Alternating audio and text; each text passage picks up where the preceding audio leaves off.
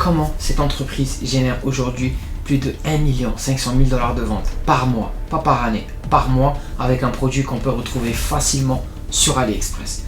C'est ce qu'on va voir aujourd'hui dans cette vidéo. On va voir toutes les stratégies marketing qu'ils ont utilisées, qui ont bien fonctionné pour eux, que vous pouvez reproduire dès demain. L'entreprise en question est BlendJet, une entreprise qui vend des mixeurs portables pour faire des boissons, des smoothies et des shakes. C'est une entreprise qui a commencé à vendre ces produits-là en 2018 et comme je vous l'ai dit, le produit il se trouve sur AliExpress. Donc ce qu'ils ont fait, c'est qu'ils ont testé le produit, ils ont vu qu'il a fonctionné et ils ont construit une marque autour de ce produit-là et aujourd'hui, ils génèrent plus de 1 500 000 $ de ventes par mois. C'est vraiment impressionnant. Et comme je vous le dis dans toutes les vidéos que je fais, le dropshipping, c'est juste un point d'entrée vers le e-commerce, vers la création de marque. Donc on teste un produit. Une fois qu'il fonctionne, on crée une marque autour de ce produit-là et c'est ça qui est plus intéressant parce que si vous faites juste du dropshipping traditionnel, sur le long terme, ça ne va pas le faire. Il faut créer une marque. Donc là, ce qu'on va faire, c'est qu'on va voir leur site et toutes les stratégies qu'ils ont utilisées pour arriver à ces résultats-là. Donc, pour commencer, dès qu'on rentre sur leur site web, le site il est super bien fait, il est simple. Ils ont utilisé un thème qui s'appelle Debutify, qui est disponible sur Shopify, puis qui est gratuit, que vous pouvez utiliser dès demain.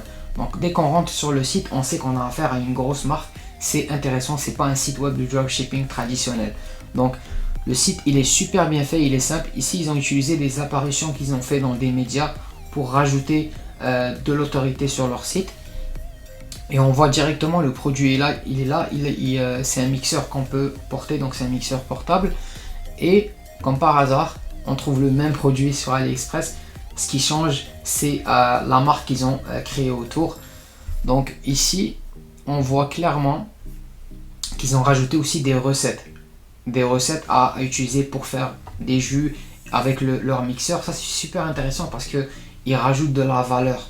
Au final, ce qui vous différencie de AliExpress, c'est la valeur que vous rajoutez à votre client parce que sinon le client peut passer juste la commande sur AliExpress, il va recevoir le même produit. Vous, ce que vous faites, c'est qu'au début, on teste le produit, après ça, on l'améliore, on rajoute de la valeur au client. Donc, on raccourcit, on a des livraisons qui sont plus courts, on a un produit qui est amélioré, on a derrière un service à la clientèle qui est bien. Et aussi, par exemple ici, ce qu'ils font, c'est qu'ils ont rajouté aussi des recettes. Donc les gens, quand ils achètent le produit, ils ont des recettes gratuites qu'ils peuvent utiliser pour faire des jus et des shakes, ce qu'ils n'ont pas sur AliExpress. Ce qu'ils ont fait aussi, c'est qu'ils ont rajouté des produits complémentaires à ce produit-là que les gens peuvent acheter. Et ça, c'est intéressant parce que ça fait augmenter le panier moyen sur leur site. Donc là, quand la personne elle rentre, elle va pas acheter juste le mixeur, elle va acheter aussi le sac qui vient avec, elle va acheter aussi les goûts qui viennent avec. Donc c'est super intéressant. Et c'est ça le but aussi. Quand une personne rentre sur un site, on veut qu'elle achète 2-3 produits, pas un seul produit, parce que les coûts publicitaires sont trop chers. Et on a besoin d'améliorer, d'augmenter notre panier moyen pour survivre. Donc ce qu'on voit directement, leur site il est super bien fait. Et si on fait un tour sur leur compte Instagram, on voit qu'ils ont plus de 540 000 abonnés. Juste avec le compte Instagram, ils peuvent générer beaucoup de ventes organiques. Donc ils n'ont pas besoin de faire de publicité. Juste en mettant des stories et des posts, ils vont générer des ventes. Donc on voit le contenu qu'ils ont. Le contenu il est super bien fait. Les images sont de haute qualité. Et ce qu'ils font, c'est qu'ils réutilisent le contenu qu'ils ont avec les influenceurs. Donc quand ils font un placement avec une influenceuse, ils vont prendre la photo, ils vont la mettre sur leur compte Instagram. Ça c'est intéressant parce que tu crées du contenu et en même temps tu fais des placements et tu génères de l'argent. À mon avis, ce qu'ils ont dû faire aussi, c'est qu'ils ont dû utiliser la stratégie de micro-influenceurs. Cette stratégie-là, quand on l'utilise, on ne veut pas nécessairement être rentable dès le début. Ce qu'on fait, c'est qu'on prend des produits et on les envoie à des micro-influenceurs. Donc des gens qui ont pas beaucoup d'abonnés. Et ce que ça nous permet derrière, c'est de générer du contenu. Donc on va avoir des photos du produit avec ces influenceurs-là. Et aussi, ça peut nous générer quelques petites ventes. Mais sur la longue, quand on commence à avoir des centaines de milliers d'influenceurs, de micro-influenceurs, même si on ne paye pas pour avoir ces placements-là, ben, ça va nous générer des ventes et aussi ça va générer du contenu et ça va faire un effet que notre produit se voit partout. Donc quand les personnes vont rentrer dans plein de comptes de micro-influenceurs, ils vont voir notre produit. Donc ça, c'est pour ce qui est du compte Instagram. Ils ont aussi un compte TikTok. TikTok, c'est vraiment un vecteur super important. Si on l'utilise là, on peut vraiment créer des pubs virales super vite, surtout si on a une bonne vidéo, parce qu'il y a beaucoup de jeunes qui utilisent ce produit là, et justement il y a beaucoup de jeunes qui peuvent l'acheter. C'est un produit que tout le monde peut acheter en fait. Il n'est pas pour une niche spécifique. C'est sûr que eux ils font des publicités où ils ciblent des gens qui sont intéressés par le sport, par la santé, parce que c'est justement ça fait, tu peux faire des boissons santé, etc. Mais ici, on voit clairement qu'ils ont 13 000 abonnés et ils ont plus de 70 000 likes sur TikTok. Donc, c'est un vecteur super important qu'ils utilisent aussi. Si on fait une recherche sur Google, quand on tape le nom de la marque, on voit qu'ils utilisent le shopping, donc Google Shopping. On voit le produit ici. On voit ici qu'ils utilisent aussi le search. Donc, on voit le nom de la marque ici, leur site. Et on voit aussi qu'ils sont placés en première position. Donc, le SEO, le SEO, excusez-moi, et il est très bien fait. Donc leur site, il est super bien optimisé pour Google. Donc ils ont dû faire du gros travail derrière en ayant des backlinks à travers de sites que Google fait confiance. Si on fait un tour aussi sur YouTube, on voit que ils utilisent les reviews sur YouTube. Donc ce qu'ils font, c'est qu'ils payent des influenceurs sur YouTube justement pour faire des reviews de leurs produits ou pour présenter le produit à leur communauté. Ils ont aussi une chaîne YouTube qui a plus de 10 000 abonnés, donc ils peuvent utiliser ça aussi pour générer des ventes organiques. C'est super intéressant parce que là ils ont plus de 500 000 abonnés sur Instagram, ils ont plus de 10 000 abonnés sur YouTube, et ils ont aussi du SEO, donc leur site il est bien travaillé pour Google. Donc tout ça c'est des vecteurs super organiques, donc ils ne payent pas pour avoir des ventes avec ça. Et si on fait un tour sur la bibliothèque publicitaire de Facebook, on voit clairement qu'ils ont plusieurs publicités. S'ils font rouler plusieurs publicités, c'est qu'ils sont rentables avec ces publicités-là. Donc, ils ne génèrent pas 1 500 000 $ de vente comme ça. Ils utilisent vraiment beaucoup de vecteurs de publicité. Donc là, on voit qu'ils ont vraiment beaucoup de publicité. C'est super intéressant.